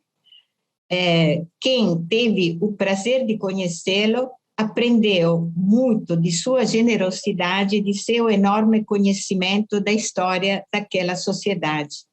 Quero propor duas questões. Aquelas memórias estão publicadas? Naquele debate sobre a história regional, como ele pensava a circulação de bens, pessoas ou ideias? Sobretudo, pensando em como é que a região, como categoria, impôs certas restrições para pensar esse problema. Muito obrigado, um grande abraço, Carlos Paz. Obrigada também. E mais uma pergunta. A pergunta vem de Ana Buró. Se puder, gostaria de saber mais sobre as relações entre Ernesto Meder e Guilherme Furlong. E há mais uma pergunta, e acho que agora chegamos à última, de Aline Hoffmann. Boa tarde. Como se considera, até o momento, a história que se conta sobre a província das Missões e as reduções existentes nela, já que são as mais afetadas pelas invasões paraguaias e brasileiras, e, através disso, se perdeu muita informação histórica. Eu sou estudante do Magistério em História do Instituto Superior Hernando Arias de Saavedra, com sede em São Vicente das Missões, onde se está tratando de criar uma história regional guaranítica e também uma historiografia missioneira guarani. Então, essas são as perguntas, muitas. Bueno. Você pode escolher de responder da maneira como você acha melhor. Eu gostaria também de agradecer os professores, os alunos que fizeram essas perguntas muito ricas, muito importantes. Muito obrigada também. Obrigada, María Laura. Vou passar a palavra novamente para você. Bueno, muchísimas gracias, Marina, y muchísimas gracias a los que nos están escuchando, que nos hacen estas valiosas preguntas. Bueno, brevemente respondo lo que tú me habías preguntado sobre cómo lo conocí. Y bueno, en realidad él fue mi profesor en la carrera de historia, pero era una eminencia, o sea, era de esas personas a las que no nos acercábamos nunca porque teníamos miedo, ¿no? Entonces, pero muy dinámico en las clases, con una sapiencia que desbordaba y además que nos hacía claro todo el proceso de comprensión de la historia argentina colonial. Con el paso del tiempo, bueno, yo egresé de la facultad y surgió la posibilidad de dedicarme a la investigación, entonces fui a hablar con él, ya egresada, que me temblaba la voz cuando me fui porque no sabía cómo decirle, no sabía si me iba a aceptar o no, y bueno, entonces yo le dije, bueno, vengo, profesor, porque quería empezar a investigar, qué sé yo, bueno, y más allá de que él era una eminencia y no tenía problemas de que alguien se acerque a querer investigar, o sea, no era que ponía condiciones. Entonces me dijo, bueno, muy bien, ¿usted tiene alguna idea de lo que quiere estudiar? Entonces yo le dije algo que nada que ver, le dije, no sé, la historia de un pueblo acá del Chaco en el siglo XX. Y entonces me dijo, no, ese tema no, me dijo, no. Entonces me dijo, acá tengo unos documentos del siglo XVII que me trajeron de Sucre, es una visita de un oidor que pasó por la región y bueno, y me dio así un toco de documentos fotocopiados y me dijo, empiece con esto. Y entonces yo cuando vi eso me quería morir porque no entendía nada la letra, ni sabía lo que decía, ni nada, bueno. Y así empezamos, ¿no? Empezamos con eso, pero bueno, él me puso el tema, él me puso las indicaciones, todo, bueno. Pero bueno, era una persona muy jovial que aceptaba estudiantes sin problemas, siempre y cuando uno tuviera la condición después de continuar, de dedicarse a la tarea, ¿no? En eso era muy rígido y nos corregía muchísimo todos los borradores y nos leía y nos hacía muchas observaciones, siempre estaba pendiente como buen director de las cosas que hacíamos y sobre todo lo que nos daba mucha tranquilidad era que cuando íbamos a presentar un trabajo y ya había pasado por su mirada, sabíamos que estábamos haciendo bien las cosas, o sea que estábamos con esa seguridad de que estábamos en el buen camino, ¿no? Que eso es muy importante y que nos cuesta después abandonar cuando iniciamos el camino de autonomía ya como investigadores, ya no tenemos ese control que es tan importante y eso de saber que lo que hicimos está bien porque ya nos controlaron, ¿no? Pero bueno, una historia así, sencilla de encontrarme con el maestro y que después, bueno, estuvimos los últimos 20 años trabajando y yo aprendiendo mucho también de todo lo que es el oficio de historiador. Y con mucha amplitud también porque yo me fui a hacer mis estudios a España, tuve otros directores, tuve otras miradas y sin embargo él siempre me alentó a que, aunque él no coincidiera con esas posturas, porque tenía otra perspectiva, me decía, bueno, hágalo, no hay ningún problema, y siempre se interesaba, y bueno, ¿qué dicen estos ahora de la historia global, de la microhistoria? A ver, ¿qué es esto? Vamos a leer un poco. Bueno, y después discutíamos y me decía, qué interesante, la verdad que, bueno, y entonces esta apertura también me parece que es significativa para la época en que él vivió, donde la historia se escribía de otra manera, ¿no? Bueno, con respecto a lo que nos preguntaban, creo, sí, a ver, y si interpreté, nos preguntaban cómo leer las investigaciones de Ernesto Meder, cómo leer las fuentes que él trabajó, cómo leer los trabajos con otras perspectivas. Yo creo que esa es una tarea muy importante a seguir. Creo que tomando cualquier investigación de él, cualquier trabajo, uno puede encontrar caminos nuevos, porque él ofrece datos, muchos datos, no interpreta demasiado, porque hoy hablábamos un poco de que no le gustaba mucho eso de hipotetizar o interpretar lo que no les decía la información. Entonces allí creo que es donde uno tiene la posibilidad de volver a leer las fuentes y encontrar otras perspectivas de análisis. Que de hecho creo que es posible porque la documentación es riquísima, o sea, todo lo que él nos brinda como información, documentación, nos permite abordar con otras miradas, con otras perspectivas historiográficas, lo que él ya trabajó y hacerle nuevas preguntas a esas fuentes ya mencionadas. Creo que un poco se lo había dicho a Elian también cuando hablábamos de la historia global y de las nuevas perspectivas historiográficas. Ahora ellos tenían tanto, creo que Meder como Meliá, cuando se reunían en esas reuniones de misiones jesuíticas de guaraníes, porque era así el nombre, creo que ellos planteaban claramente no salirse de ese territorio, ¿no? Que ese era su objeto de estudio. Creo que las jornadas de misiones jesuíticas fueron modificándose en ese aspecto porque ahora el interés es la misión, es la compañía de Jesús, entonces se fueron incorporando otros abordajes, pero ellos tenían bastante sesgado el campo y lo que no implicaba que no tuvieran el contacto con el caso de Perú, que era muy significativo, o México.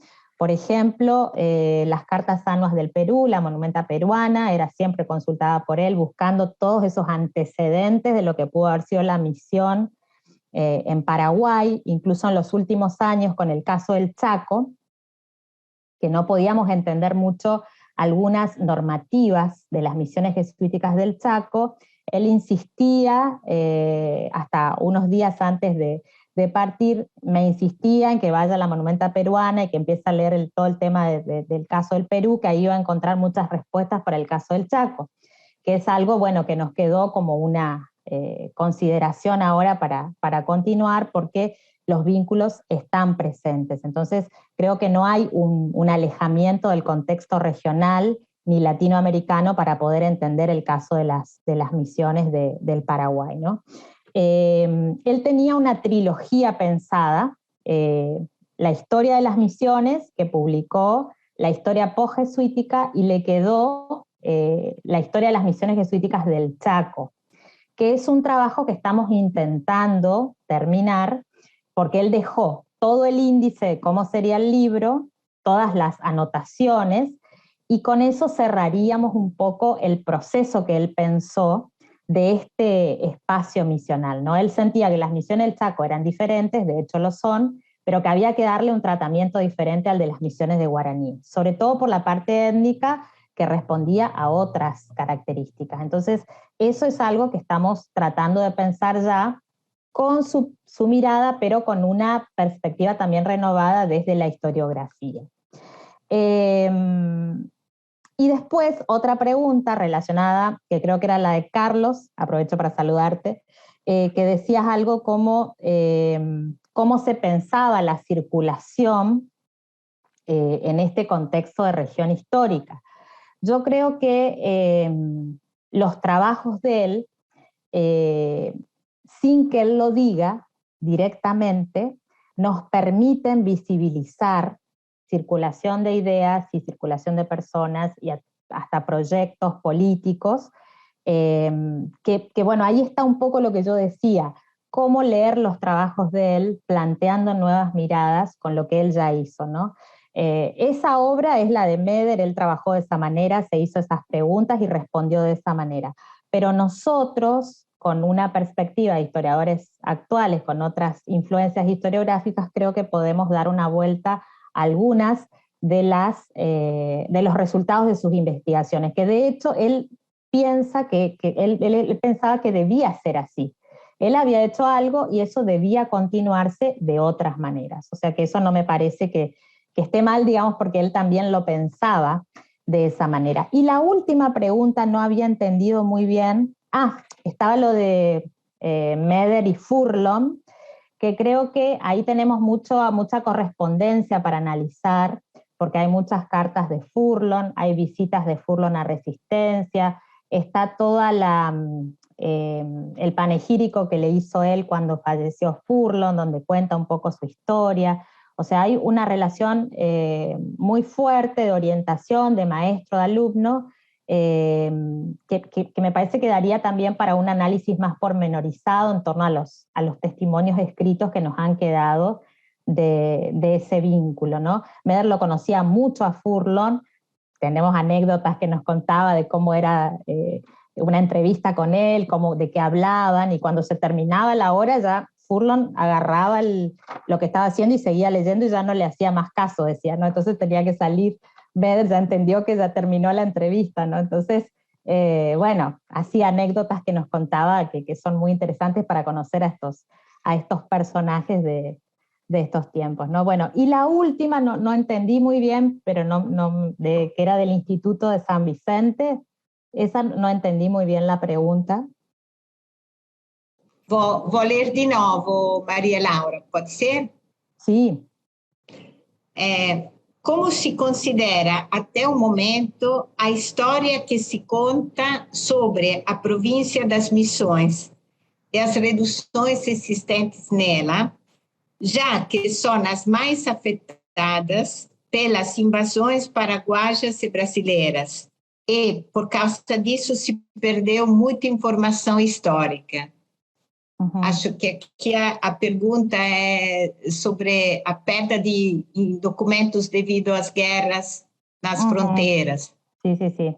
Bueno, lo que pasa es que hay archivos locales. Por ejemplo, nosotros consultamos mucho el Archivo Nacional de Asunción, el Archivo General de la Nación en Buenos Aires, bueno, la Biblioteca de Río de Janeiro, pero hay archivos locales, como por ejemplo el archivo de la provincia de Corrientes, que es un archivo que data de 1588, sus primeros documentos, que tienen documentación que no sabemos qué hay, porque no está catalogado como otros archivos más amplios, más grandes, que tienen numerosa catalogación e identificación de la documentación. Entonces creo que hay mucho que no sabemos que está, mucho que se ha perdido, sin dudas también por la conservación. Hay una mala conservación de lo que son los documentos.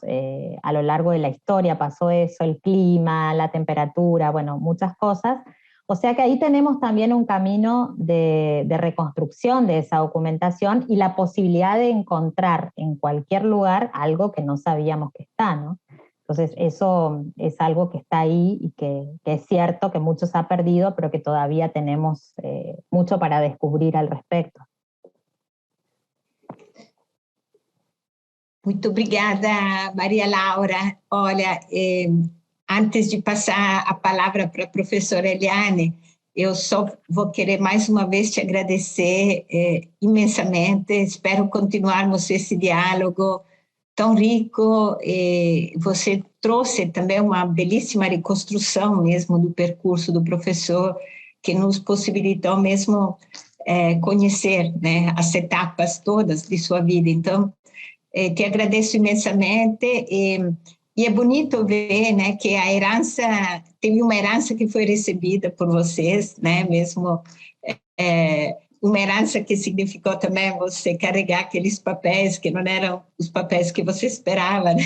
Essa abertura também sua, né, de topar uma mudança, né, de rumo que também foi determinante pelo que eu entendo, e assim às vezes acontece na vida, né, a gente topa, tem essa abertura depois tem frutos, né, muito bonitos. Tenho certeza que por volta de você também terá um grupo de jovens pesquisadores que vão continuar essa história, né, então te agradeço muito, e agradeço muito ao passar a palavra para ela, a professora Eliane, que nos proporcionou esse encontro, né, trazendo essa possibilidade tão bonita de diálogo e de resgate da memória desse pioneiro. Justamente o nosso grupo Tempo, Memória e Pertencimento tem o objetivo de focar a questão da importância da preservação da memória, da documentação dos monumentos, mas também das pessoas que cuidaram dessa documentação e desses monumentos, que diz respeito à história da cultura brasileira e latino-americana, né, como contribuição para a formação das novas gerações, para a construção do sentido da cidadania desses povos.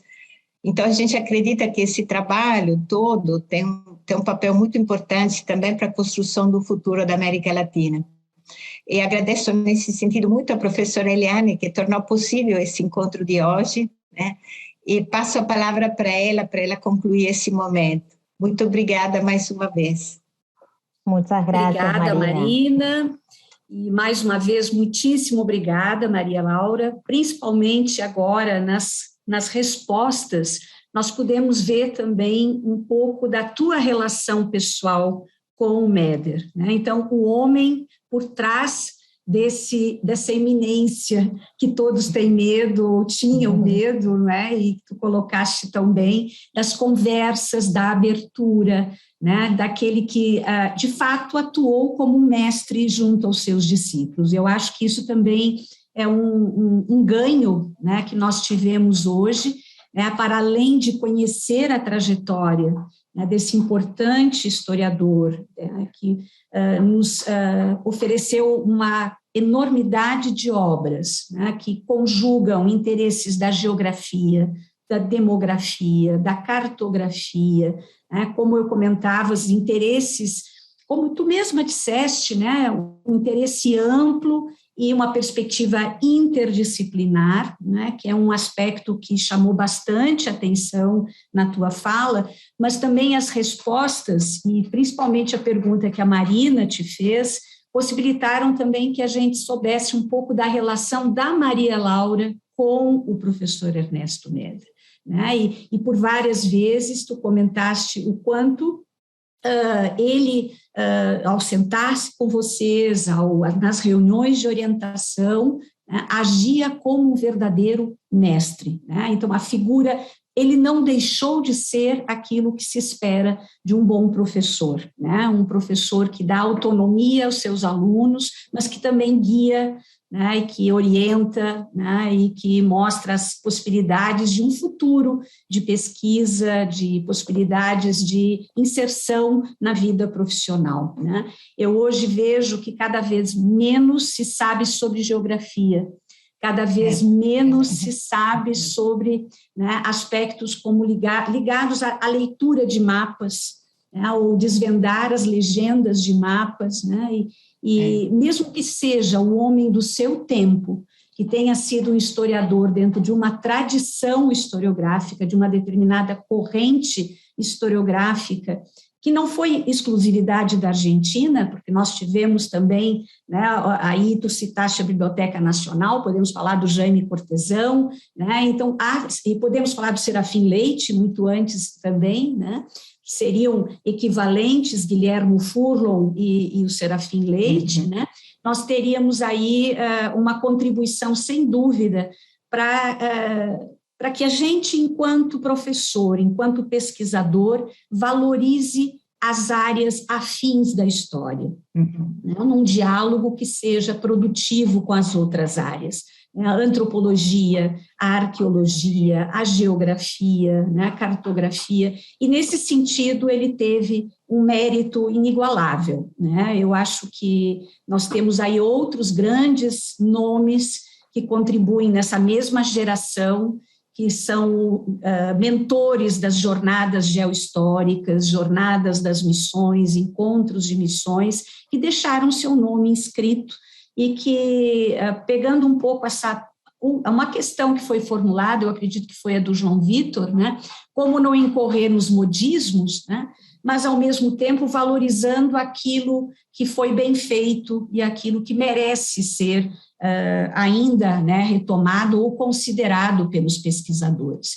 A geografia faz muita falta para os historiadores e, realmente, eu acho que, sob esse aspecto, tu deixaste também isso muito claro na tua fala, né? Então, eu agradeço, né, muito por tu teres contribuído também nesse sentido, né, para a gente refletir sobre o Méder professor, né, o Méder que se preocupou também em formar uma geração de investigadores e pesquisadores. Obrigada pela linda tarde que tu nos proporcionaste. Obrigada. Muchas gracias a ustedes, a Eliana, Marina, por este momento tan lindo que pasamos. Así que muchas gracias, queridas.